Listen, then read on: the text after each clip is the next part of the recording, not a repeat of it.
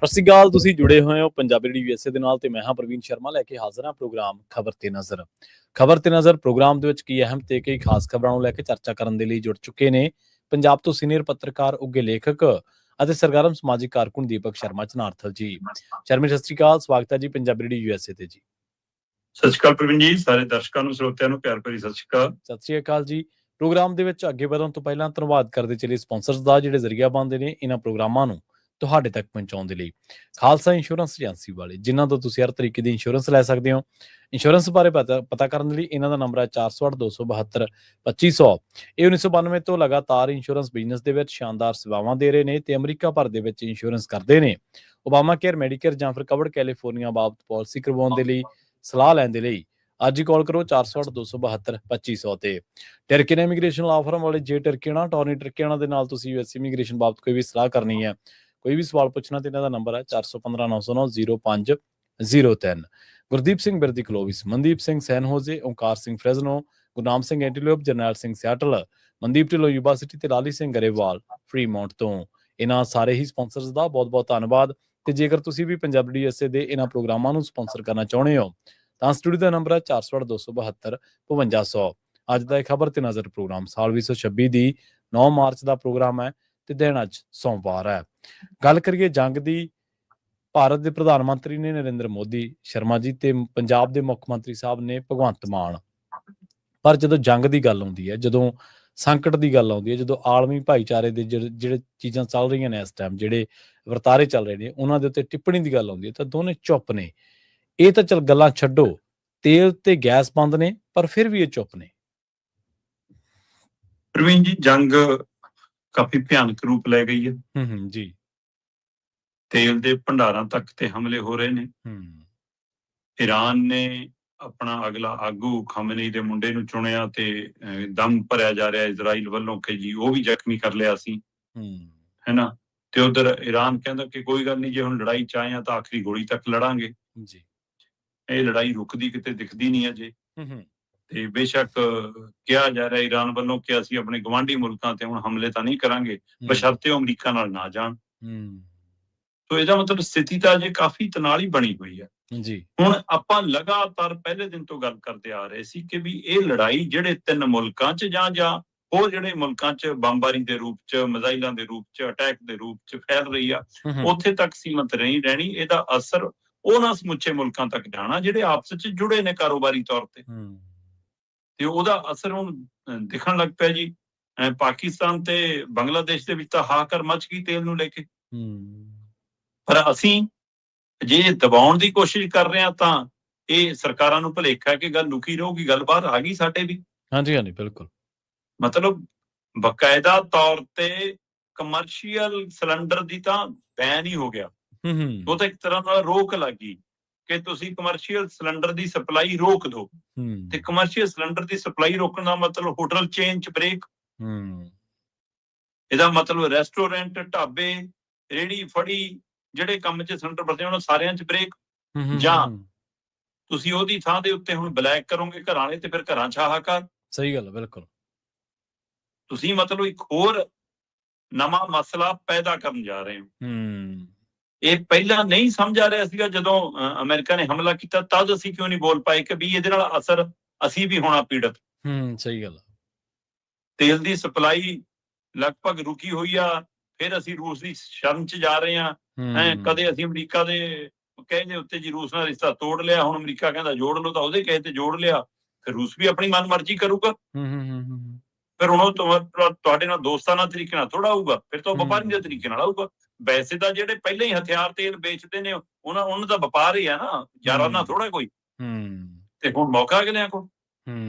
ਹੁਣ ਇਹ ਸਾਰੀ ਪ੍ਰਕਿਰਿਆ ਦੇ ਦਰਮਿਆਨ ਭਾਰਤ ਦੀ ਸੈਸ਼ਨ ਚੱਲ ਰਿਹਾ ਸੰਸਦ ਦਾ ਜੀ ਜਨਾਬ। ਉੱਥੇ ਬਾਕੀ ਸਾਰੇ ਮੁੱਦੇ ਮਨਫੀ ਹੋ ਚੁੱਕੇ ਨੇ ਜੀ। ਹੋ ਸਕਦਾ ਮੋਦੀ ਸਰਕਾਰ ਲਈ ਇਹ ਰਾਹਤ ਵਾਲੀ ਗੱਲ ਹੋਵੇ ਕਿ ਲੈ ਵੀ ਆਪਣੇ ਤਾਂ ਸਾਰੇ ਮਸਲੇ, ਅਮਰੀਕਾ ਨਾਲ ਵਪਾਰ ਸਮਝੌਤੇ ਵਾਲਾ ਮਸਲਾ ਵੀ ਢੱਠੇ ਖੂਹ 'ਚ ਚਲਾ ਗਿਆ, ਹੈ ਨਾ। ਆ ਜੀ ਫੌਜ ਮੁਖੀ ਦੀ ਕਿਤਾਬ ਦਾ, ਸਾਬਕਾ ਫੌਜ ਮੁਖੀ ਦੀ ਕਿਤਾਬ ਵਾਲਾ ਮਸਲਾ ਸੀ, ਲੈ ਉਹ ਤੋਂ ਵੀ ਬਚ ਗਏ। ਆ ਮਨਰੇਗਾ ਤੇ ਸਾਨੂੰ ਘੇਰਦੇ ਸੀ, ਹੈ ਨਾ, ਆ ਜੀ NRC CA ਇਸ ਮਸਲੇ ਤੇ ਕਰਦੇ ਸੀ ਜੀ, ਸਹੀ ਗੱਲ ਹੈ ਨਾ, ਆ ਜੀ ਇਹ ਸਾਰੇ ਮਸਲਿਆਂ ਤੇ ਲਓ ਜੀ ਆਪਾਂ ਤਾਂ ਬੱਚੇ ਖੜੇ ਆ। ਪਰ ਇਹ ਸਾਰੇ ਮਸਲਿਆਂ ਨੂੰ ਖਾਧਾ ਕਿਹੜੇ ਮਸਲੇ ਨੇ? ਜੰਗ ਨੇ ਜੀ। ਸਹੀ ਗੱਲ। ਤੇ ਜੇ ਜੰਗ ਐਡਾ ਬੜਾ ਮਸਲਾ ਕਿ ਬਾਕੀ ਮਸਲੇ ਖਾ ਰਹੇ, ਤੁਸੀਂ ਜੰਗ ਤੇ ਵੀ ਗੱਲ ਨਹੀਂ ਕਰ ਰਹੇ, ਤੁਸੀਂ ਜੰਗ ਤੋਂ ਵੀ ਭਗੌੜੇ ਹੋ। ਬਿਲਕੁਲ। ਵਿਰੋਧੀ ਧਿਰਾਂ ਜੀ ਸਵਾਲ ਕਰਦੀਆਂ, ਵਿਰੋਧੀ ਧਿਰਾਂ ਘੇਰਦੀਆਂ ਜੀ, ਇਹ ਪ੍ਰੋਪੋਗੰਡਾ ਕਰਦੀਆਂ। ਇਸ ਤੇ ਮਤਲਬ ਤੁਸੀਂ ਸਾਰੇ ਦੋਸ਼ ਉਹਨਾਂ ਦੇ ਮੜ ਲਓ ਤੇ ਆਪ ਗੱਲ ਕਰਨ ਤੋਂ ਭੱਜੋ, ਫਿਰ ਇਹ ਡਰਪੋਕਪਣਾ ਨਹੀਂ ਤਾਂ ਹੋਰ ਕੀ ਹੈ ਜੀ? ਸਹੀ ਗੱਲ। ਜਾਂ ਨਾ ਸਮਝੀ ਨਹੀਂ ਤਾਂ ਹੋਰ ਕੀ ਹੈ ਜੀ? ਜਾਂ ਤਾਂ ਤੁਹਾਨੂੰ ਸਮਝ ਨਹੀਂ ਆ ਰਿਹਾ ਕਿ ਹੁਣ ਕਰੀਏ ਕੀ ਜੀ, ਜਾਂ ਤੁਸੀਂ ਇਹ ਸਮਝਣਾ ਹੀ ਨਹੀਂ ਚਾਹੁੰਦੇ, ਦੇਖਣਾ ਹੀ ਨਹੀਂ ਚਾਹੁੰਦੇ ਕਿ ਮੁਲਕ ਦੀ ਸਥਿਤੀ ਕੀ ਹੋਣ ਜਾ ਰਹੀ ਹੈ। ਸਹੀ ਗੱਲ, ਬਿਲਕੁਲ। ਜਾਂ ਤੁਹਾਡੀ ਸਮਝ ਹੀ ਇੰਨੀ ਨਹੀਂ ਹੈਗੀ ਕਿ ਤੁਸੀਂ ਅੰਤਰਰਾਸ਼ਟਰੀ ਮਸਲਿਆਂ ਨੂੰ ਇੰਝ ਸਮਝ ਸਕੋ, ਉਹਦੇ ਅਸਰ ਰਸੂਖ ਨੂੰ। ਤੁਹਾਡੀ ਸਮਝ ਦਾ ਪੱਧਰ, ਦਿਮਾਗ ਤੁਹਾਡਾ ਇੰਨਾ ਛੋਟਾ ਹੋ ਗਿਆ। ਜਾਂ ਫਿਰ ਤੁਸੀਂ ਡਰਪੋਕ ਇੰਨੇ ਹੋ ਗਏ ਜੀ ਕਿ ਤੁਸੀਂ ਪੁੱਛ ਕੇ ਹੀ ਬੋਲਣਾ, ਪੁੱਛ ਕੇ ਹੀ ਦੱਸਣਾ, ਪੁੱਛ ਕੇ ਹੀ ਅਫਸੋਸ ਪ੍ਰਗਟਾਉਣਾ, ਉਹ ਵੀ ਕਾਗਜ਼ 'ਚ ਲਿਖਣਾ, ਚਿੱਠੀ ਭੇਜ ਕੇ ਵੀ ਅਫਸੋਸ ਨਹੀਂ ਪ੍ਰਗਟਾਉਣਾ। ਇਰਾਨ ਦੇ ਮੁਖੀ ਜੇ ਮਾਰਿਆ ਵੀ, ਮਤਲਬ ਇਹਦਾ ਮਤਲਬ ਅਸੀਂ ਕਿਸ ਕਦਰ ਗੁਲਾਮ ਹੋ ਗਏ, ਇਹ ਵੀ ਸਵਾਲ ਖੜਾ। ਜੀ ਜੀ ਜੀ। ਚਲੋ, ਉਹ ਤਾਂ ਭਾਰਤ ਦੀ ਸੰਸਦ ਹੈ ਤੇ 56 ਇੰਚ ਵਾਲੇ 26 ਇੰਚ ਦੇ ਬਣੇ ਬੈਠੇ ਨੇ, ਪਰ ਮੁੱਖ ਮੰਤਰੀ ਭਗਵੰਤ ਮਾਨ ਤਾਂ ਪੰਜਾਬ ਦਾ ਪੁੱਤ ਹੈ ਜੀ। ਉਹ ਤਾਂ ਪਿੰਡਾਂ ਚੋਂ ਆਇਆ, ਉਹ ਤਾਂ ਮਾਸਟਰ ਦਾ ਮੁੰਡਾ ਹੈ, ਉਹ ਤਾਂ ਵਿੱਦਿਅਕ ਮਸਲੇ ਵੀ ਸਮਝਦਾ, ਸਿਹਤ ਦੇ ਮਸਲੇ ਵੀ ਸਮਝਦਾ, ਤੇ ਉਹ ਤਾਂ ਆਰਥਿਕ ਸਾਰਾ ਕੁਝ ਜਾਣਦਾ। ਉਹ ਤਾਂ ਮੰਡੀ ਤੋਂ ਲੈ ਕੇ ਮੋਟਰ ਦੇ ਪੱਟੇ ਤੱਕ ਸਾਰਾ ਕੁਝ ਪਤਾ। ਸਹੀ ਗੱਲ, ਬਿਲਕੁਲ। ਤੇ ਬਜਟ ਸੈਸ਼ਨ ਸਾਡਾ ਵੀ ਚੱਲ ਰਿਹਾ। ਮੈਨੂੰ ਦੱਸ ਦਿਓ ਕਿ ਸੱਤਾਧਾਰੀ ਧਿਰ ਵੱਲੋਂ ਜਾਂ ਵਿਰੋਧੀ ਧਿਰ ਵੱਲੋਂ ਜੰਗ ਦੇ ਹਵਾਲੇ ਨਾਲ ਕੋਈ ਗੱਲ ਹੋਈ ਹੋ? ਜੇ ਇਸ ਜੰਗ ਦਾ ਅਸਰ ਵਿਸ਼ਵ ਪੱਧਰ ਤੇ ਪੈ ਰਿਹਾ ਤਾਂ ਵਿਸ਼ਵ 'ਚ ਭਾਰਤ ਆਉਂਦਾ ਹੈ, ਤੇ ਜੇ ਉਹਦਾ ਜੰਗ ਦਾ ਅਸਰ ਭਾਰਤ ਤੇ ਪੈ ਰਿਹਾ ਤਾਂ ਭਾਰਤ ਦੇ ਵਿੱਚ ਪੰਜਾਬ ਆਉਂਦਾ ਜੀ। ਸਹੀ ਗੱਲ। ਤੇਲ ਦੀ ਲੋੜ, ਗੈਸ ਦੀ ਲੋੜ, ਡੀਜ਼ਲ ਪੈਟਰੋਲ ਦੀ ਲੋੜ ਪੰਜਾਬ ਨੂੰ ਵੀ ਹੈ, ਬਿਲਕੁਲ। ਪਰ ਇਹ ਮਸਲਾ ਡੀਜ਼ਲ ਪੈਟਰੋਲ ਤੱਕ ਨਹੀਂ ਹੈ। ਮੁੱਖ ਮੰਤਰੀ ਭਗਵੰਤ ਮਾਨ ਨੂੰ ਪਤਾ ਹੋਣਾ ਚਾਹੀਦਾ ਹੈ, ਇਹਨਾਂ ਮਤਲਬ ਮੁਲਕਾਂ ਤੋਂ, ਇਕੱਲਾ ਖਾੜੀ ਮੁਲਕਾਂ ਚੋਂ ਤੇਲ ਹੀ ਨਹੀਂ ਆਉਂਦਾ, ਜਾਂ ਅਰਬ ਕੰਟਰੀਆਂ ਚੋਂ ਉਥੋਂ ਡਰਾਈ ਫਰੂਟ ਵੀ ਤੁਹਾਡਾ ਆਉਂਦਾ, ਤੁਹਾਡੀਆਂ ਦਾਲਾਂ ਤੱਕ ਦਾ ਵੀ ਪ੍ਰਬੰਧ ਹੈਗਾ, ਤੁਹਾਡੀਆਂ ਖਾਦਾਂ ਤੱਕ ਦਾ ਵੀ ਮਸਲਾ ਉਹਦੇ ਨਾਲ ਜੁੜਿਆ, ਤੁਹਾਡਾ ਰੂਟ ਵੀ ਹੈ, ਉਹ ਸਾਰਾ ਕੁਝ ਉਹਦੇ ਨਾਲ ਪ੍ਰਭਾਵਿਤ ਹੋਣਾ। ਤੇ ਜੇ ਇਹ ਸਾਰਾ ਕੁਝ ਮਤਲਬ ਦਾਲਾਂ ਪ੍ਰਭਾਵਿਤ ਹੁੰਦੀਆਂ ਤਾਂ ਤੁਹਾਡਾ ਚੁੱਲ੍ਹਾ ਚੌਂਕਾ ਵੀ ਪ੍ਰਭਾਵਿਤ ਹੁੰਦਾ। ਤੁਸੀਂ ਤਾਂ MSP ਦੇ ਕੇ ਖਰੀਦਦੇ ਨਹੀਂ ਗਏ, ਨਾ ਸੂਬਾ ਖਰੀਦੇ ਨਾ ਕੇਂਦਰ ਖਰੀਦੇ ਜੀ ਜੀ। ਫਿਰ ਪੈਦਾ ਨਹੀਂ ਹੁੰਦੀ, ਤੁਸੀਂ ਬਾਹਰੋਂ ਮੰਗਾ ਰਹੇ ਹੋ। ਸਹੀ ਹੈ, ਬਿਲਕੁਲ। ਤੇ ਫਿਰ ਉਹਦੀ ਭਰਪਾਈ ਕਿੱਥੋਂ ਕਰੋਗੇ? ਤੇ ਜੇ ਖਾਦ ਵਾਲਾ ਮਸਲਾ ਖੜਾ ਹੋ ਗਿਆ ਮੂਹਰੇ, ਤੇ ਫਿਰ ਦੱਸੋ ਜੀ ਪੰਜਾਬ, ਹਰਿਆਣਾ ਜਾਂ ਖੇਤੀ ਪ੍ਰਧਾਨ ਸੂਬੇ ਕੀ ਕਰਨਗੇ? ਬਿਲਕੁਲ। ਨਾ ਵਿਰੋਧੀ ਧਿਰ ਨੂੰ ਮੈਨੂੰ ਲੱਗਦਾ ਸਮਝ ਹੈ ਕਿ ਹਾਂ ਜੰਗ ਦੇ ਨਾਲ ਸਾਡੇ ਤੇ ਕੀ ਪ੍ਰਭਾਵ ਪੈਣਾ, ਨਾ ਸੂਬਾ ਸਰਕਾਰ ਨੂੰ ਸਮਝ ਹੈ। ਜੀ ਜੀ ਜੀ।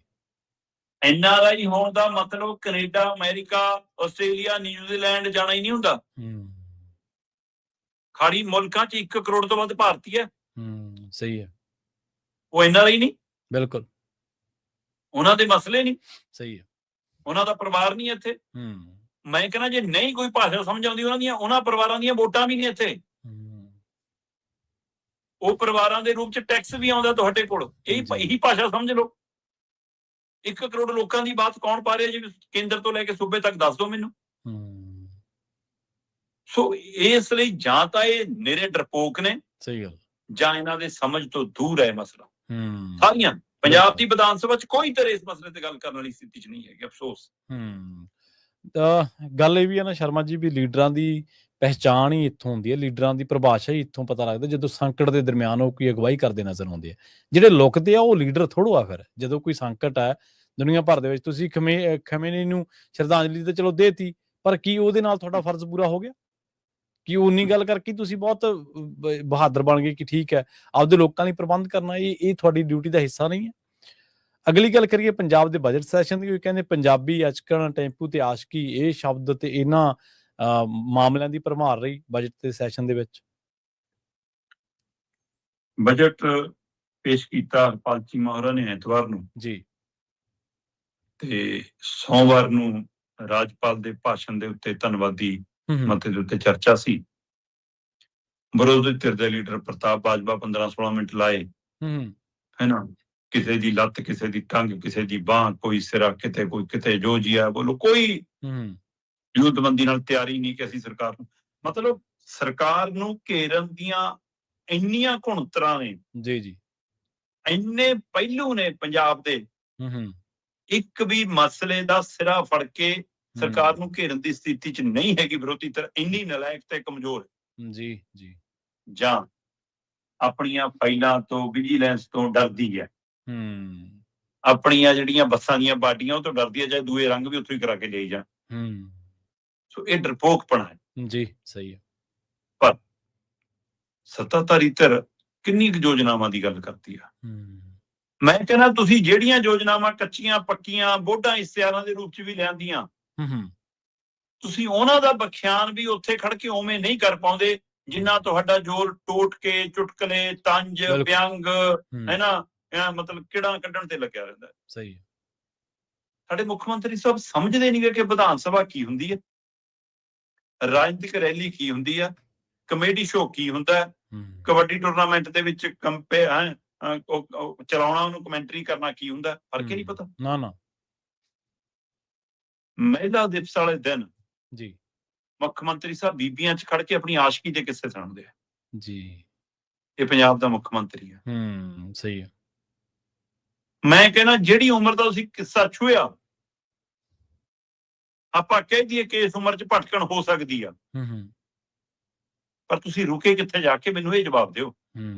ਪਹਿਲੀ ਗੱਲ ਤਾਂ ਤੁਸੀਂ ਬੱਚੀਆਂ 'ਚ ਬੈਠੇ ਸੀ ਉੱਥੇ, ਸਹੀ ਗੱਲ, ਬਿਲਕੁਲ ਵੱਡੀ ਗਿਣਤੀ 'ਚ ਉੱਥੇ ਧੀਆਂ ਔਰਤਾਂ ਸੀ, ਤੇ ਤੁਸੀਂ ਮਹਿਲਾ ਦਿਵਸ ਦੇ ਦਿਨ ਬੋਲ ਰਹੇ ਹੋ ਤੇ ਕਹਿ ਕੀ ਰਹੇ ਹੋ ਕਿ ਮੈਂ ਜੀ ਉਹ ਜਦ ਪੜ੍ਹਦਾ ਸੀ ਜੀ, ਬਸ ਫਿਰ ਸਭ ਤੋਂ ਸੋਹਣੀ ਕੁੜੀ ਸੀ ਜਿਹੜੀ ਜੀ, ਫਿਰ ਮੈਂ ਪ੍ਰਚਾਰਨਾ ਸ਼ੁਰੂ ਕਰਤਾ ਜੀ, ਤਾਂ ਤੁਹਾਡੀ ਭਾਬੀ ਹੈ, ਤੁਹਾਡੀ ਭਾਬੀ ਹੈ। ਸਹੀ ਗੱਲ। ਮੈਂ ਕਹਿੰਦਾ ਜੀ ਉਸ ਸਮੇਂ ਨਹੀਂ ਸਮਝਦਾ ਵਿਸ਼ਾ ਸੀ, ਤੇ ਹੁਣ ਤਾਂ ਨਾ ਆਪਣਾ ਜਨਾਜ਼ਾ ਕੱਢੋ ਸਮਝਦਾ। ਫਿਰ ਉਹ ਜੀ ਪਤਾ ਲੱਗ ਗਿਆ ਜੀ ਉਹਨੂੰ, ਉਹਨੇ ਘੇਰ ਲਿਆ ਜੀ ਮੈਨੂੰ, ਕਹਿੰਦੀ ਪ੍ਰਿੰਸੀਪਲ ਨਾਲ ਮੇਰੇ ਪਿਓ ਦੀ ਉੱਠ ਬੈਠਾ, ਤੈਨੂੰ ਕਢਾ ਦੂੰ। ਮੈਂ ਕਹਿੰਦੀ ਨਹੀਂ ਨਹੀਂ ਜੀ, ਇਹੀ ਜੀ ਤਾਂ ਕੋਈ ਗੱਲ ਨਹੀਂ। ਬਸ ਫਿਰ ਕਹਿੰਦਾ ਆਪਾਂ ਕਹਿਣਾ ਬੰਦ ਕਰਤਾ, ਪਰ ਮਨ 'ਚ ਤਾਂ ਸੀਗਾ ਹੀ ਨਾ ਕਿ ਤੁਹਾਡੀ ਭਰਜਾਈ ਆ ਇਹ। ਇੱਥੇ ਹੀ ਰੁਕ ਜਾਂਦਾ ਤਾਂ ਵੀ ਸੀ। ਜੀ ਜੀ ਜੀ, ਮੌਜੂਦਾ ਸਮੇਂ ਤੱਕ ਲਿਆਏ, ਤੁਹਾਡੀ ਮਾਨਸਿਕਤਾ ਦਾ ਜਨਾਜ਼ਾ ਨਿਕਲਦਾ ਇਸ ਗੱਲ ਨਾਲ ਕਿ ਇੱਕ ਸੂਬੇ ਦਾ ਮੁਖੀ, ਇੱਕ ਸੂਬੇ ਦਾ ਮੁੱਖ ਮੰਤਰੀ ਸਹੀ ਹੈ, ਵਿਦਿਆਰਥੀਆਂ ਨੂੰ ਇਹ ਕਹਿ ਰਿਹਾ ਹੋਵੇ ਕਿ ਚਲੋ ਹੁਣ ਤਾਂ ਕਿਤੇ ਬਸਦੀ ਰਸਦੀ ਹੋਣੀ, ਰਾਜੀ ਰਹੇ, ਪਰ ਹੁਣ ਵੀ ਤੁਹਾਡੀ ਭਰਜਾਈ ਹੋ ਜੀ। ਦੇਖ ਲਓ ਇਹਦੇ ਕੀ ਅਰਥ ਨੇ ਜਨਾਬ। ਬਿਲਕੁਲ, ਤੁਸੀਂ ਔਰਤ ਜਾਤ ਦਾ ਅਪਮਾਨ ਕਰ ਰਹੇ ਹੋ। ਜੇ ਇਹ ਕਹਾਣੀ ਰੱਤਾ ਵੀ ਨੇੜੇ ਤੇੜੇ ਹੈ ਕਿਤੇ, ਮੈਂ ਕਹਿੰਦਾ ਵੈਸੇ ਹੀ ਨਾ ਵੀ ਹੋਵੇ, ਜਿਹੜੀਆਂ ਕੁੜੀਆਂ ਨਾਲ ਪੜ੍ਹੀਆਂ ਹੋਣਾ, ਅੱਜ ਉਹਨਾਂ ਦੇ ਪਰਿਵਾਰਾਂ ਦੇ ਉੱਤੇ ਕੀ ਸਵਾਲ ਹੋ ਰਹੇ ਹੋਣੇ। ਸਹੀ ਹੈ। ਉਹ ਕਿਤੇ ਵਿਆਹੀਆਂ ਹੋਣੀਆਂ, ਬਾਲ ਬੱਚੇਦਾਰ ਹੋਣੀਆਂ, ਸਹੀ ਗੱਲ, ਟੱਬਰ ਵਾਲੀਆਂ ਹੋਣੀਆਂ, ਤੇ ਤੁਸੀਂ ਕੀ, ਤੇ ਦੂਸਰਾ ਪੰਜਾਬ ਦੀ ਜਵਾਨੀ ਨੂੰ ਕਿਹੜਾ ਰਾਹ ਦਿਖਾ ਰਹੇ ਹੋ? ਕਿਆ ਮੁੱਖ ਮੰਤਰੀ ਦਾ ਰਾਹ ਅਪਣਾ ਲਓ ਜੀ, ਤੁਸੀਂ ਆਦਰਸ਼ ਹੋ। ਸਹੀ ਗੱਲ, ਬਿਲਕੁਲ। ਕੋਈ ਚੰਗਾ ਭਲਾ ਸੂਬਾ ਹੁੰਦਾ, ਹੁਣ ਤੁਹਾਡੀ ਜ਼ਮਾਨਤ ਹੋਈ ਹੁੰਦੀ, ਪਰਚਾ ਹੋਇਆ ਹੁੰਦਾ ਤੇ ਜ਼ਮਾਨਤ ਲਈ ਵਕੀਲ ਲੱਭ ਰਹੇ ਹੁੰਦੇ ਤੁਸੀਂ। ਮੁੱਖ ਮੰਤਰੀ ਦੀ ਕੁਰਸੀ ਤੋਂ ਅਸਤੀਫਾ ਦਿੱਤਾ ਹੁੰਦਾ, ਨਾ ਮਹਿਲਾ ਕਮਿਸ਼ਨ ਨੂੰ ਦਿਖਦਾ, ਨਾ ਹੁਣ ਮਹਿਲਾ ਵਿੰਗ ਨੂੰ ਦਿਖਦਾ, ਤੇ ਨਾ ਪਾਰਟੀ ਦੀਆਂ ਐਮਐਲਏ ਨੂੰ ਦਿਖਦਾ। ਜੀ ਜੀ, ਹੁਣ ਕਿਸੇ ਨੂੰ ਨਹੀਂ ਦਿਖਿਆ ਕਿ ਹਾਂ ਔਰਤਾਂ ਦਾ ਅਪਮਾਨ ਹੈ। ਇਹ ਔਰਤ ਦਾ ਨਹੀਂ, ਇਹ ਸਮਾਜ ਦਾ ਅਪਮਾਨ ਕੀਤਾ ਮੁੱਖ ਮੰਤਰੀ ਨੇ। ਸਹੀ ਹੈ, ਬਿਲਕੁਲ। ਇਹ ਉਹਨਾਂ ਬੱਚੀਆਂ ਦਾ ਅਪਮਾਨ ਕੀਤਾ ਜਿਨ੍ਹਾਂ ਨੂੰ ਮਾਪੇ ਸਕੂਲਾਂ ਕਾਲਜਾਂ 'ਚ ਪੜ੍ਹਨ ਭੇਜਦੇ। ਇਸ ਲਈ ਜੇ ਇਸੇ ਤਰੀਕੇ ਨਾਲ ਚੱਲਣਾ ਤੇ ਇਹੀ ਹਾਲ ਤੁਹਾਡਾ ਪਤਾ। ਵਿਧਾਨ ਸਭਾ ਤੋਂ ਸਾਰਥਕ ਗੱਲਬਾਤ ਕਰਨ ਲਈ ਕਿਹੜੀ ਥਾਂ ਹੁੰਦੀ ਹੈ ਜੀ? ਸਹੀ ਗੱਲ, ਬਿਲਕੁਲ। ਘੱਟੋ ਘੱਟ ਬੰਦਾ ਇਹ ਤਾਂ ਮੰਨਦਾ ਕਿ ਉੱਥੇ ਬੰਦਾ ਝੂਠ ਨਹੀਂ ਬੋਲੂਗਾ। ਤੁਸੀਂ ਉੱਥੇ ਵੀ ਉਹ ਟੈਚੀ ਜੀ, ਮੈਂ ਕਹਿੰਦਾ ਜੇ ਤੁਹਾਨੂੰ ਪਤਾ ਹੈ ਕਿ ਉਹ ਟੈਚੀ ਵਾਲਾ ਬੰਦਾ ਜਿਹਦਾ ਰਿਵਾਲਵਰ ਰਹਿ ਗਿਆ ਜੀ, ਉਹ ਫਿਰ ਲੈਣ ਗਿਆ ਜੀ, ਫਿਰ ਉਹਦਾ ਟੈਚੀ ਜੋ ਬੰਦਾ ਤੁਹਾਨੂੰ ਦੱਸ ਰਿਹਾ ਤਾਂ ਉਹਦੇ ਬਿਆਨ ਕਰਾ ਕੇ ਚਕਾ ਦੋ ਨਾ, ਟੱਬਰ ਅੰਦਰ ਕਰਾ ਦੋ। ਸਹੀ ਹੈ। ਤੁਸੀਂ ਵਿਧਾਨ ਸਭਾ 'ਚ ਕਿੱਸਾ ਸੁਣਾਇਆ ਤੇ ਫਿਰ ਉਹ ਟੱਬਰ ਅੰਦਰ ਕਿਉਂ ਨਹੀਂ? ਬਾਦਲਾਂ ਹੁਣ ਵਾਲਿਆਂ ਨੂੰ ਕਰਾ ਲਓ ਗਵਾਈਆਂ। ਸਹੀ ਹੈ। ਕਰੋ ਨਾ ਐਕਸ਼ਨ, ਕੌਣ ਰੋਕਦਾ? ਨਾ ਨਾ, ਐਕਸ਼ਨ ਤਾਂ ਕਰਨਾ ਹੀ ਨਹੀਂ। ਤੁਸੀਂ ਨੈਰੇਟਿਵ ਸਿਰਜਣਾ ਬਸ। ਇਹੀ ਨੈਰੇਟਿਵ ਸਿਰਜੇ ਸੀ ਕਿ ਇਹਨਾਂ ਦੇ ਫਾਰਮ ਹਾਊਸ ਤੱਕ ਜਾਵਾਂਗੇ, ਉੱਧਰ ਨੂੰ ਜਾ ਨਹੀਂ ਹੋਇਆ। ਫਿਰ ਇੱਥੇ ਹੀ ਖੜ ਕੇ ਇਹਨਾਂ ਦੀ ਪਜਾਮੀ ਜੀ ਸਾਡੇ ਪਜਾਮੇ ਨਾਲ ਕਿੱਥੇ ਮੇਲ ਖਾਂਦੀ ਹੈ ਜੀ, ਇਹਨਾਂ ਦੇ ਕੋਟ ਅਚਕਨ ਸਾਡੇ ਝੱਗਿਆਂ ਨਾਲ ਕਿੱਥੇ, ਕਿਹੜੇ ਡਰਾਮੇ ਕਰਦੇ ਹੋ ਜੀ? ਜਿਹੇ ਜੇ ਕਿਸੇ ਤੁਸੀਂ ਦੂਆਂ ਬਾਰੇ ਸੁਣਾਉਂਦੇ ਹੋ, ਜਿਹੇ ਕਿਸੇ ਤੁਹਾਡੇ ਵਰਗੇ ਪ੍ਰਚਲਿਤ ਨੇ ਕਿ ਰੋਜ਼ ਨਵੀਂ ਜੈਕਟ ਸੀ ਕੇ ਆਉਂਦੀ ਹੈ ਤੁਹਾਡੀ ਤਾਂ। ਜੀ ਸਹੀ ਹੈ। ਫਿਰ ਦੇ ਦਿਓ ਜਵਾਬ। 30 ਗੱਡੀਆਂ ਬਾਦਲ ਨਾਲ, 32 ਗੱਡੀਆਂ ਕੈਪਟਨ ਨਾਲ, 33 ਗੱਡੀਆਂ ਚੰਨੀ ਨਾਲ, ਤੇ 40-42 ਗੱਡੀਆਂ ਹੁਣ ਆਮ ਆਦਮੀ ਪਾਰਟੀ ਦੇ ਮੁੱਖ ਮੰਤਰੀ ਨਾਲ। ਰਾਜਾਸ਼ਾਹੀ ਕੌਣ ਹੈ ਜੀ ਫਿਰ? ਸਹੀ ਹੈ। ਵੱਡਾ ਰਾਜਾ ਕੌਣ ਹੈ ਜੀ? ਚੌਪਰ ਤੋਂ ਥੱਲੇ ਤੁਹਾਡੀ ਜੁੱਤੀ ਨਹੀਂ ਉਤਰਦੀ ਹੈ। ਇਹੀ ਮੁੱਖ ਮੰਤਰੀ ਕਹਿੰਦਾ ਸੀ ਨਾ, ਚਿੜੀ ਦੇ ਪੰਜੇ ਜਿੰਨਾ ਪੰਜਾਬ ਹੈ ਤੇ ਪੈਦਲ ਗਾਇਆ ਜਾ ਸਕਦਾ ਜੀ, ਕੀ ਲੋੜ ਹੈ ਜੀ ਚੌਪਰਾਂ ਦੀ? ਸਹੀ ਹੈ, ਬਿਲਕੁਲ ਇਹੀ ਕਹਿੰਦੇ ਸੀ। ਤੇ ਹੁਣ ਇਹ ਟੋਟ ਕੇ ਠੀਕ ਹੈ ਜਨਤਾ ਨੂੰ ਪ੍ਰਭਾਵਿਤ ਕਰਦੇ ਹੋਣੇ, ਹੋ ਸਕਦਾ ਤੁਹਾਡਾ ਵੋਟ ਬੈਂਕ ਵੱਧਦਾ ਹੋਵੇ, ਪਰ ਸਾਰਥਕ ਤੇਰਾ ਸੋਚ ਕੇ ਤਾਂ ਦੇਖਣ ਕਿ ਪੰਜਾਬ ਨੂੰ ਲੈ ਕੇ ਕਿੱਧਰ ਜਾਂਦੇ। ਵਿਧਾਨ ਸਭਾ ਚ ਅਚਕਰਾਂ ਪਜਾਮੀਆਂ ਦੀਆਂ ਗੱਲਾਂ ਕਰਕੇ ਸਾਰ ਦੋ। ਉਹ ਆਲੀ ਸਾਹਿਬ ਵਧੀਆ ਹੋਇਆ ਤੁਸੀਂ ਉਤਰੇ ਆਏ ਜੀ ਬਾਦਲਾਂ ਦੇ ਟਰੱਕ ਚੋਂ ਜੀ, ਅਸੀਂ ਲੱਭਣ ਚਲੇ ਗਏ ਸੀ ਜੀ ਕਿ ਟਰੱਕ ਸ਼ਾਇਦ ਚੁੰਗੀ ਚਾਂਗੀ ਤੇ ਨਾ ਖਰਾਬ ਹੋ ਕੇ ਖੜਾ ਹੋਵੇ, ਵਧੀਆ ਨਹੀਂ ਜੀ, ਤੁਸੀਂ ਵੀ ਨਾਲੇ ਡੁੱਬ ਜਾਣਾ ਸੀ। ਹੁਣ ਆਪਣਾ ਪਾ ਲਿਓ ਟਰੱਕ, ਨਹੀਂ ਟੈਂਪੂਏ ਪਾ ਲਿਓ, ਕੋਈ ਗੱਲ ਨਹੀਂ, ਕਲੱਚ। ਮਤਲਬ ਇਹ ਕੀ ਗੱਲਾਂ ਨੇ ਜੀ? ਜੀ ਤੁਸੀਂ ਵਿਧਾਨ ਸਭਾ ਚ ਖੜ ਕੇ ਕਹੀ ਜਾਂਦੇ ਹੋ। ਇੱਧਰ ਵਾਲੇ ਵੀ ਅਗਲੀ ਵਾਰ ਸਾਡੇ ਕੰਨੀ ਹੋਣਗੇ, ਕੇਜਰੀਵਾਲ ਸਾਡਾ ਹੱਕ ਆ, ਕੇਜਰੀਵਾਲ ਕੇਜਰੀਵਾਲ ਦੀ ਮਾਲਾ ਵਿਧਾਨ ਸਭਾ ਚ। ਕੋਈ ਸੰਵਿਧਾਨ ਦੀ, ਕੋਈ ਕਾਨੂੰਨ ਦੀ, ਕੋਈ ਕਿਸੇ ਪਿੰਡ ਦੀ, ਕੋਈ ਕਸਬੇ ਦੀ, ਵਿਧਾਨ ਸਭਾ ਦੀ ਮੈਂਬਰੀ ਤੇ ਵਿਧਾਨ ਸਭਾ ਦਾ ਸੈਸ਼ਨ ਕਾਨੂੰਨ ਬਣਾਉਣ ਲਈ, ਪੰਜਾਬ ਦੇ ਮਸਲੇ ਹੱਲ ਕਰਨ ਲਈ ਹੈ, ਨਾ ਕਿ ਆਪਣਾ ਸ਼ੋਅ ਪੇਸ਼ ਕਰਨ ਲਈ। ਜੀ ਤੁਸੀਂ ਬਣਾ ਕੇ ਕੀ ਰੱਖਤਾ? ਜੇ ਇਹਨਾਂ ਸਾਰੀਆਂ ਬਾਤਾਂ ਨਾਲ ਪੰਜਾਬ ਦੇ ਮਸਲੇ ਹੱਲ ਹੁੰਦੇ ਨੇ, ਰੱਜ ਰੱਜ ਕੇ ਕਰੋ, ਰੋਜ਼ ਕਰੋ, ਪਰ ਮੱਥੇ ਨੂੰ ਹੱਥ ਮਾਰੋ ਜਨਾਬ। ਜੀ ਕੀ ਸੋਚ ਕੇ ਤੁਸੀਂ ਬਣਨ ਆਏ ਸੀ, ਕੀ ਸੋਚ ਕੇ ਬਣੇ ਸੀ, ਕੀ ਸੋਚ ਕੇ ਪੰਜਾਬ ਨੂੰ ਤੁਹਾਨੂੰ ਬਣਾਇਆ ਸੀ? ਤਿੰਨਾਂ ਚੋਂ ਕਿਸੇ ਨੁਕਤੇ ਵੀ ਨਾਲ ਤੁਸੀਂ ਖਰੇ ਉਤਰ ਰਹੇ ਹੋ ਨਾ। ਵਿਰੋਧੀ ਧਿਰਾਂ ਦੇ ਤਿਲਾਂ ਚ ਤੇਲ ਹੈ ਕਿ ਤੁਹਾਨੂੰ ਘੇਰ ਸਕਣ, ਪੁੱਛ ਸਕਣ। ਉਹ ਜਿੰਨੇ ਨਲਾਇਕ ਨੇ ਉਹਨਾਂ ਨਾਲੋਂ ਚੌਗੁਣਾ ਵੱਧ ਸਰਕਾਰ ਦੇ ਨਲਾਇਕ ਨੇ। ਜੀ ਤੇ ਇਸੇ ਦਰਮਿਆਨ ਜਦੋਂ ਤੁਸੀਂ ਮੁੱਖ ਮੰਤਰੀ ਸਾਹਿਬ ਦੇ ਬਾਰੇ ਜ਼ਿਕਰ ਕਰ ਰਹੇ ਸੀ, ਉਹਨਾਂ ਦੀ ਜਿਹੜੀ ਉਹਨਾਂ ਨੇ ਸਪੀਚ ਦਿੱਤੀ ਹੈ ਜਾਂ ਜਿਹੜੀਆਂ ਗੱਲਾਂ ਕਰ ਰਹੇ ਸੀ ਉਹਨਾਂ ਦੇ ਬਾਰੇ ਚਾਨਣਾ ਪਾ ਰਹੇ ਸੀ, ਤਾਂ ਪੰਜਾਬ ਦੀ ਆਰਥਿਕ ਹਾਲਤ ਦੀ ਵੀ ਜ਼ਰੂਰ ਗੱਲ ਹੋਣੀ ਚਾਹੀਦੀ। ਸ਼ਰਮਾ ਜੀ ਕਹਿੰਦੇ ਜਿੰਨਾ ਕਰਜ਼ਾ ਲੈਨੇ ਆਪਾਂ, ਇੱਕ ਰਿਪੋਰਟ ਇਹ ਗੱਲ ਦੱਸਦੀ ਹੈ ਕਿ ਉਹਨੇ ਨਾਲ ਤਾਂ ਬਸ ਵਿਆਜ ਹੀ ਤਾਰਦੇ ਹਾਂ ਅਸੀਂ। ਜੀ ਆਪਾਂ ਲਗਾਤਾਰ ਜੀ ਇਸ ਪ੍ਰੋਗਰਾਮ ਰਾਹੀਂ ਗੱਲ ਕਰਦੇ ਆਏ ਆ ਕਿ ਇਹ ਵਿੱਤੀ ਵਰਾ ਜਦੋਂ ਮੁੱਕਣਾ 4.25 ਲੱਖ ਕਰੋੜ ਦਾ ਕਰਜ਼ਾ ਹੋ ਜਾਣਾ ਸਾਡੇ ਸਿਰ। ਬਿਲਕੁਲ ਜੀ। ਅਗਲਾ ਬਜਟ ਸੀ ਹੁਣ ਤਾਂ 25-26 ਵਾਲਾ, 26-27 ਵਾਲਾ, 2026-27 ਵਾਲਾ ਪੰਜਾਬ ਸਰਕਾਰ ਦਾ ਇਹ ਆਖਰੀ ਬਜਟ ਸੀ, ਪੰਜਵਾਂ ਬਜਟ। 22 ਚ ਆ ਕੇ ਪੇਸ਼ ਕੀਤਾ, 23 ਚ ਕੀਤਾ, 24 ਚ ਕੀਤਾ, 25 ਚ ਕੀਤਾ, ਹੁਣ 26 ਚ ਕੀਤਾ। ਜੀ ਸਹੀ। 26-27 ਵਾਲੇ ਆਖਰੀ ਬਜਟ ਚ ਖੁਦ ਪੰਜਾਬ ਸਰਕਾਰ ਦੱਸ ਰਹੀ ਹੈ ਕਿ ਜੀ 26-27 ਦਾ ਜਦੋਂ ਵਿੱਤੀ ਵਰਾ ਮੁੱਕੂਗਾ 4.5 ਲੱਖ ਕਰੋੜ ਦਾ ਕਰਜ਼ਾ ਹੋ ਜਾਣਾ ਪੰਜਾਬ ਸਿਰ। ਜੀ ਇਹ ਅਸੀਂ ਨਹੀਂ ਕਹਿ ਰਹੇ ਹੁਣ, ਅਸੀਂ ਤਾਂ ਇਸ ਵਿੱਤੀ ਵਰਾ ਮੁੱਕਣ ਦੇ 4.25 ਲੱਖ ਕਰੋੜ ਦੀ ਗੱਲ ਕਰ ਰਹੇ ਹਾਂ, ਤੇ ਆਪ ਅਨੁਮਾਨਿਤ ਰੂਪ ਦੇ ਗਏ ਕਿ ਜੀ ਇੰਨਾ ਕਰਜ਼ਾ ਅਸੀਂ ਚੱਕਣਾ, ਜਿੰਨਾ ਅਨੁਮਾਨਿਤ ਕਰਜ਼ਾ ਚੱਕਣ ਦੀ ਗੱਲ ਕਰ ਰਹੇ ਉਹਦੇ ਨਾਲ ਵੱਧ ਚੱਕਣਗੇ। ਤੇ ਜਿੰਨਾ ਅਨੁਮਾਨਿਤ ਆ ਉਹਦੇ ਹਿਸਾਬ ਨਾਲ ਵੀ ਖੁਦ ਦੱਸ ਰਹੇ ਨੇ ਕਿ 4.47 ਲੱਖ ਕਰੋੜ ਦਾ ਕਰਜ਼ਾ ਹੋ ਜਾਊਗਾ। ਜੀ ਪੰਜਾਬ ਦੇ ਸਿਰ ਦੇ ਉੱਤੇ ਪ੍ਰਤੀ ਵਿਅਕਤੀ ਜਿਹੜਾ ਮਤਲਬ ਕਰਜ਼ਾ ਹੈ, ਹਰ ਵਿਅਕਤੀ ਜਿਹੜਾ ਪੰਜਾਬ 'ਚ ਨਵਾਂ ਜਵਾਕ ਵੀ ਜੰਮਦਾ, ਜੇ ਉਹਦੇ ਸਿਰ ਤੇ ਮੈਂ ਗੱਲ ਕਰਾਂ ਤਾਂ 25-26 ਦੇ ਵਿੱਚ ਪ੍ਰਤੀ ਵਿਅਕਤੀ 1.28 ਤੋਂ 1.30 ਸੀ। ਮਤਲਬ 1,28,000 ਤੋਂ ਲੈ ਕੇ 1,30,000 ਪ੍ਰਤੀ ਵਿਅਕਤੀ ਕਰਜ਼ਾ ਸੀ। ਜੀ ਸਹੀ ਹੈ। ਪਰ ਆਹ ਨਵਾਂ ਅਨੁਮਾਨ ਜਿਹੜਾ 4.47 ਲੱਖ 4.5 ਲੱਖ ਕਰੋੜ ਦਾ ਇਹ ਦੱਸ ਰਹੇ ਨੇ, ਉਹਦੇ ਵਿੱਚ ਖੁਦੇ ਅੰਕੜਾ ਜਨਤਕ ਹੋ ਰਿਹਾ ਕਿ 1.5 ਲੱਖ ਪ੍ਰਤੀ ਵਿਅਕਤੀ ਕਰਜ਼ਾ ਹੋ ਜਾਣਾ ਪੰਜਾਬ ਦੇ ਸਿਰ ਤੇ। 1.44 ਲੱਖ ਰੁਪਈਆ ਪ੍ਰਤੀ ਵਿਅਕਤੀ ਕਰਜ਼ਾ ਜੀ। ਨਵਾਂ ਜਵਾਕ ਵੀ ਕਰਜ਼ਾ ਲੈ ਕੇ ਜੰਮ ਰਿਹਾ, ਤੇ ਫਿਰ ਇਹਦਾ ਮਤਲਬ ਤੁਸੀਂ ਕਰਜ਼ਾ ਤਾਂ ਲਾਹ ਨਹੀਂ ਪਾ ਰਹੇ। ਸਹੀ। ਨਾ ਰੇਤ, ਨਾ ਐਕਸਾਈਜ਼ ਖਜ਼ਾਨਾ ਭਰਿਆ, ਤੇ ਨਾ ਤੁਹਾਡੇ ਖਰਚੇ ਘਟੇ। ਕਰਜ਼ਾ ਤੁਸੀਂ ਪਹਿਲਿਆਂ ਨਾਲੋਂ ਵੱਧ ਲੈ ਰਹੇ ਹੋ, ਔਸਤਨ 4,000 ਕਰੋੜ 4,200 ਕਰੋੜ ਹਰ ਮਹੀਨੇ ਕਰਜ਼ਾ ਲੈ ਰਹੇ ਹੋ, ਹੈ ਨਾ। ਫਿਰ ਸਥਿਤੀ ਕਿੱਧਰ ਜਾਣੀ ਹੈ? ਸਹੀ। ਚਲੋ ਹੁਣ ਇੱਕ ਪਹਿਲੂ ਹੁੰਦਾ ਹੈ, ਜੇ ਸੂਬੇ ਦੀ ਤੁਸੀਂ ਆਰਥਿਕ ਦੀ ਗੱਲ ਕਰਦੇ ਹੋ, ਦੇਸੀ ਜਾਂ ਫਾਰਮੂਲਾ ਆਪਣੇ ਵਾਲਾ, ਕਿ ਆਪਣੀ ਜੇਬ 'ਚ 1 ਰੁਪਈਆ ਜੇ ਆਉਂਦਾ ਤਾਂ ਉਹ ਕਿੱਥੋਂ ਆਉਂਦਾ?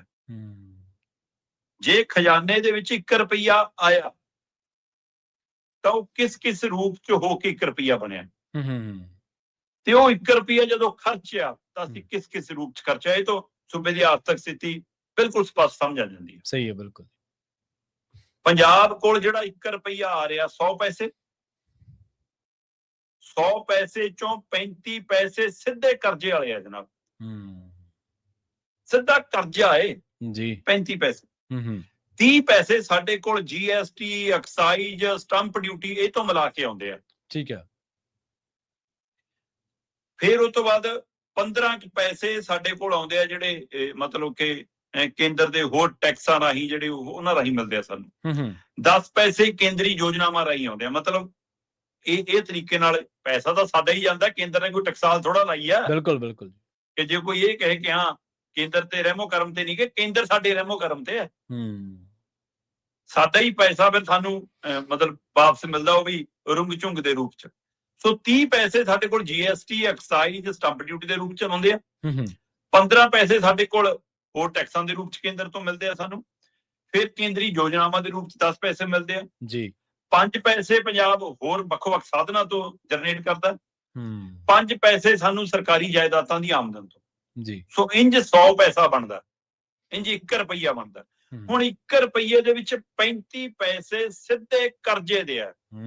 ਸਹੀ ਪ੍ਰਵੀਨ ਜੀ, ਇੱਥੋਂ ਹਿਸਾਬ ਲਾਇਓ ਹੁਣ ਜੀ। ਹੁਣ 1 ਰੁਪਈਆ ਜਦੋਂ ਅਸੀਂ ਖਰਚਣ ਜਾਂਦੇ ਆ ਤਾਂ ਸਿੱਧੇ 23 ਪੈਸੇ ਕਰਜ਼ੇ ਦੇ ਵਿਆਜ 'ਚ ਚਲੇ ਜਾਂਦੇ ਆ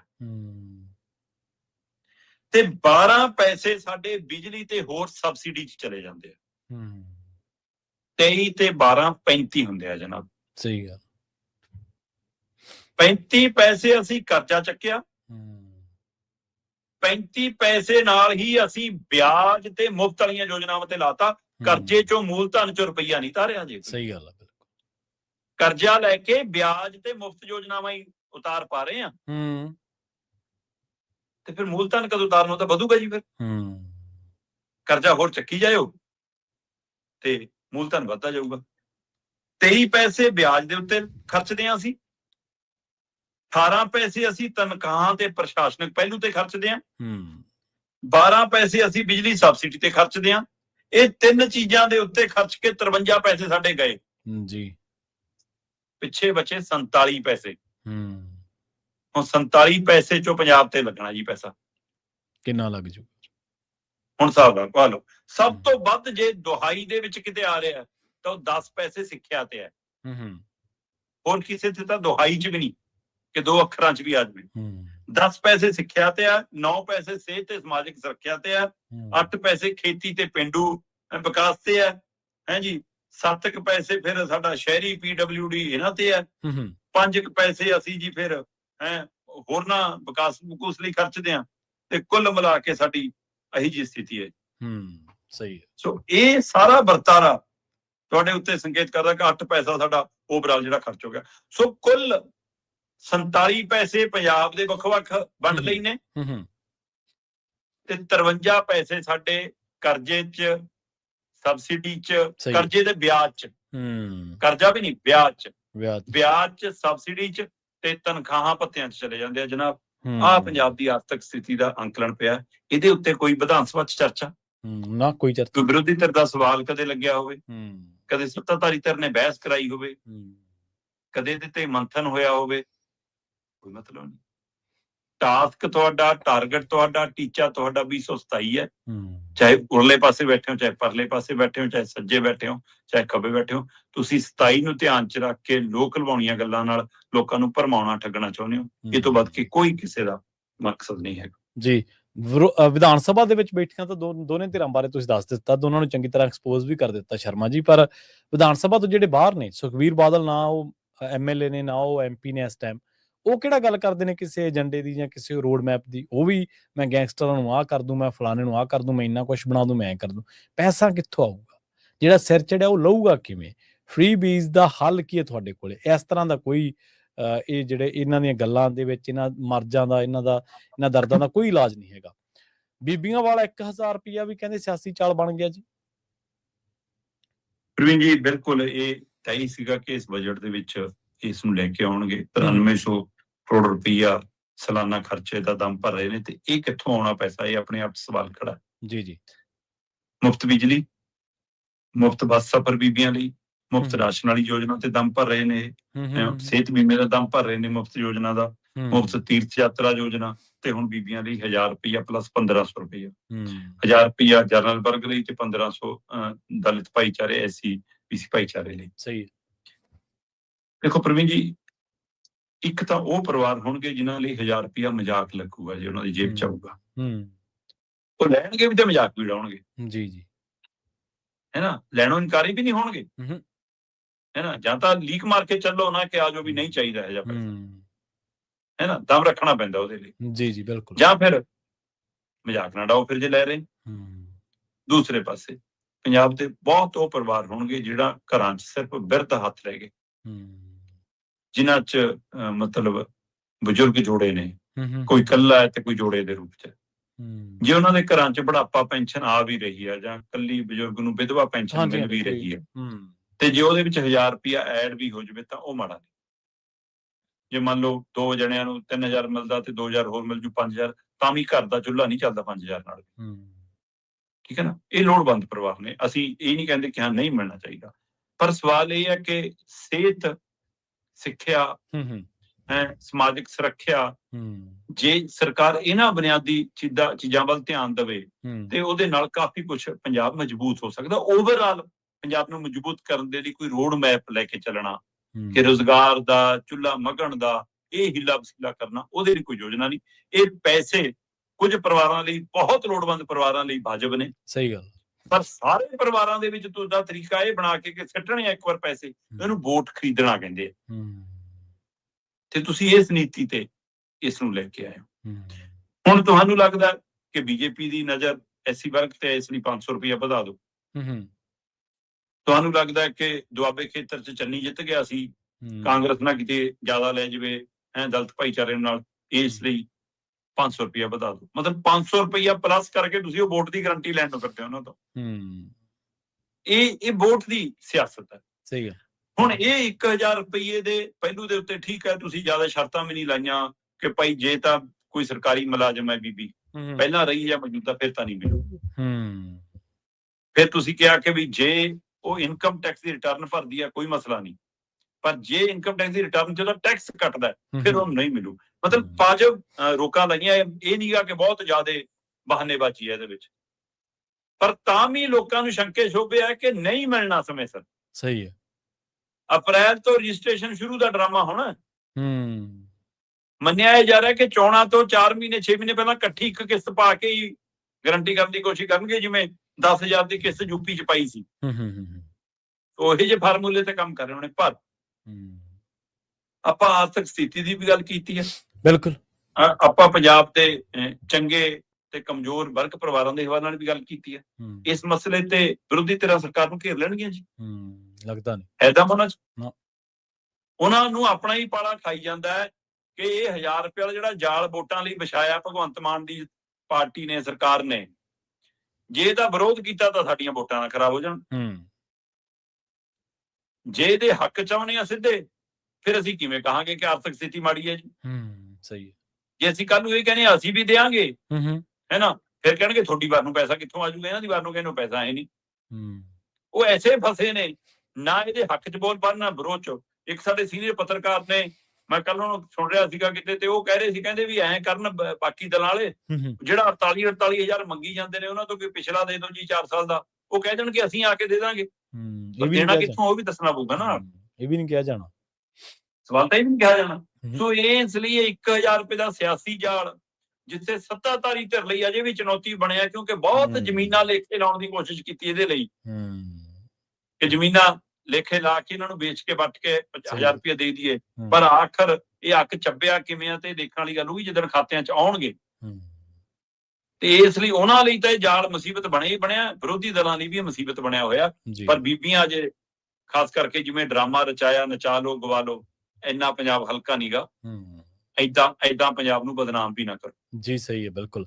ਤੇ ਜਾਂਦਿਆਂ ਦੀ ਗੱਲ ਕਰੀਏ ਸ਼ਰਮਾ ਜੀ, ਪੰਜਾਬ ਯੂਨੀਵਰਸਿਟੀ ਦੇ ਵਿੱਚ ਜਿਹੜਾ ਚੰਡੀਗੜ੍ਹ ਦੀ ਪੁਲਿਸ ਨੇ ਕਹਿਰ ਢਾਇਆ, ਜਿਹੜਾ ਗੁੰਡਾਗਰਦੀ ਕੀਤੀ ਹੈ, ਪੰਜਾਬੀ ਜਿਹੜੇ ਸਿੱਖ ਵਿਦਿਆਰਥੀ ਨੇ ਉਹਨਾਂ ਤੋਂ ਤਸ਼ੱਦਦ ਵੀ ਢਾਇਆ, ਖਿੱਚ-ਧੂ ਵੀ ਕੀਤੀ, ਤੇ ਪੱਗਾਂ ਵੀ, ਦਸਤਾਰਾਂ ਵੀ ਕਈਆਂ ਦੀਆਂ ਲਈਆਂ ਜੀ।